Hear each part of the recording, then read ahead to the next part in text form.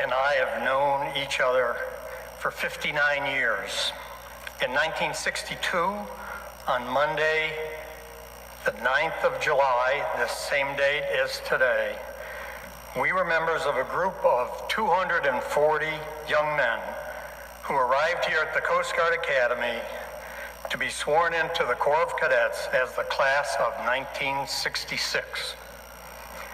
We all felt a heightened level of anxiety, knowing that the next 4 years would be difficult academically, physically, mentally, and psychologically. We were told that if half of us survived of the 240 survived to graduate in 4 years, we would be fortunate. We graduated 113. Merle had to deal with the additional knowledge that no young man of color had ever completed the 4 years at the academy and been commissioned as an officer in the United States Coast Guard. Some of the young men, talking about those that didn't make it, when confronted in the cadet barracks by an upperclassman, up close and in-your-face boot camp style, turned and left, never making it through even the first day or the first week. But we soon came to realize that to survive in this place, we needed to depend on each other and to watch out for each other. We became a band of brothers, no longer concerned about each other's background, where we came from, ethnicity, religion, physical appearance.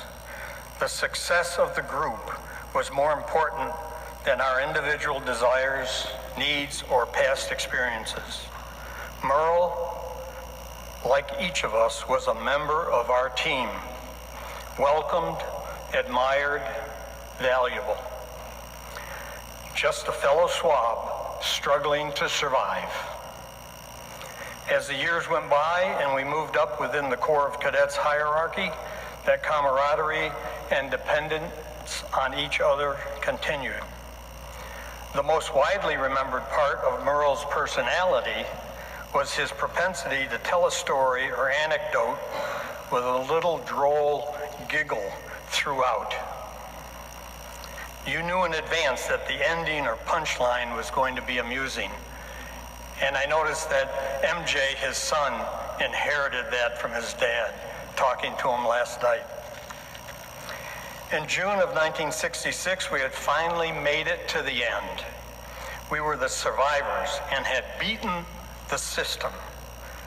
Only years later did we realize that the system had been successful, put in place to change individuals into a team that knew how to work together successfully.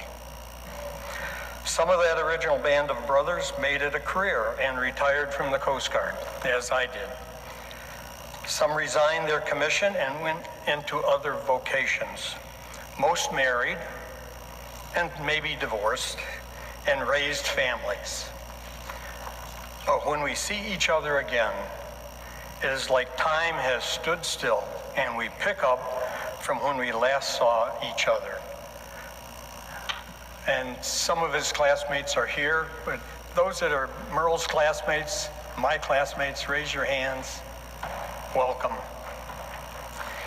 In closing, I want to quote from a nautical poem by John Masefield.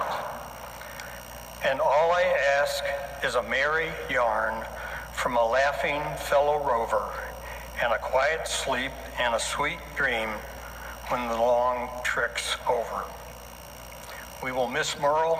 His passing will leave an empty place in our lives, as with many of you. But we have not lost him, for his legacy and unique place in Coast Guard history will continue long after we, his peers, are gone. Fair winds and following seas, Merle. We'll see you on the other side.